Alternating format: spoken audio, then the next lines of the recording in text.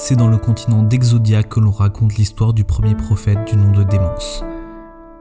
Celui-ci arriva à créer un artefact puissant appelé la couronne. La présence de cet artefact conféra aux habitants du monde d'Etheria des pouvoirs surnaturels extrêmement puissants. Nous sommes maintenant capables des plus grandes merveilles comme des plus grands méfaits. Certains sont capables de construire des artefacts par la force de leur esprit, d'autres ont le pouvoir d'invoquer des créatures qui nous étaient inconnues, et enfin, certains ont le pouvoir de lancer de puissants sortilèges en prononçant de simples mots. Aujourd'hui, la couronne est perdue. La légende raconte qu'elle ne pourra être retrouvée que par le plus puissant de tous les sorciers. Bonjour à tous, c'est Eddy, et bienvenue dans le devlog des Contes du Vagabond.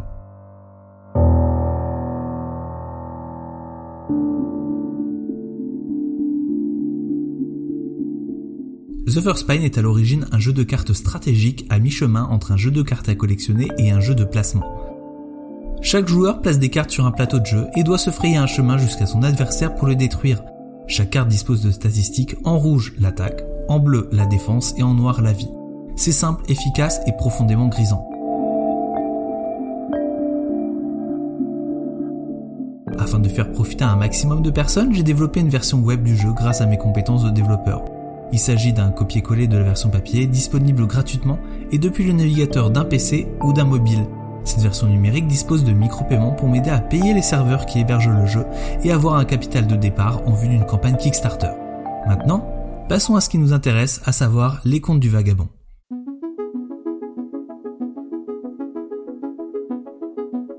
L'univers de The First Spine a toujours été riche.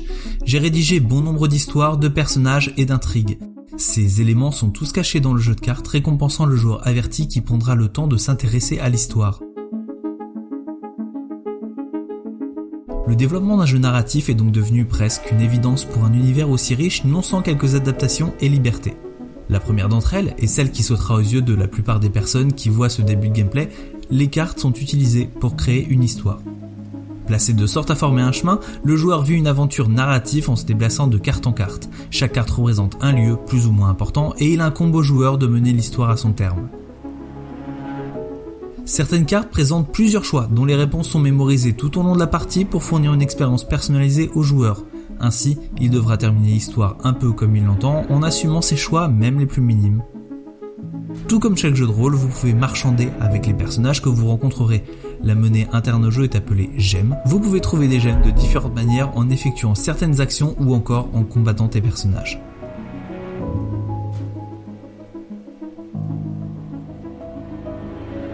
The First Spine étant un jeu de combat entre sorciers, il est évident que le combat prenne une place importante dans le jeu narratif. Ceux qui jouent déjà la version web ou qui ont pu s'essayer à une partie en physique lors de festivals sur lesquels nous sommes allés ne seront pas dépaysés. Pourtant, là aussi, quelques adaptations ont été appliquées, comme l'introduction des consommables dans les types de cartes disponibles. Ceux-ci peuvent être joués directement sur le joueur et sont consommés lorsqu'ils sont joués, c'est-à-dire qu'ils ne vont pas dans la pile de défausse mais qui sont exilés. Pour l'instant, 2 types d'objets sont disponibles. Les classiques potions qui rendent 2 points de vie, ainsi que les pierres de mana qui permettent de déplacer des cartes de la défausse vers la pioche. Ces objets ont une importance capitale dans l'aventure, car à l'issue des combats, le joueur ne récupère ni sa défausse, ni ses points de vie. À la fin de chaque combat, un écran de victoire est affiché, notifiant le joueur qu'il a remporté quelques récompenses. Les récompenses varient en fonction des combats, mais la plupart du temps, le joueur gagne des gemmes en fonction de la difficulté du combat. Une autre différence fondamentale avec le jeu de cartes traditionnel est la possibilité de personnaliser ces cartes avec des modificateurs. Le format numérique permet de multiplier les personnalisations car on n'a pas à compter les statistiques en permanence, l'ordinateur le faisant pour nous. Pour le moment, quelques modifications simples sont disponibles, l'ajout de capacité ou le changement de statistiques. Ces quelques modificateurs changent déjà drastiquement le rôle de certaines cartes en créant des situations inédites. Décliner The First Spine sur un autre support a été une véritable bouffée d'air frais, car j'ai pu adapter les usages et créer de nouvelles mécaniques que je n'avais pas pu implémenter.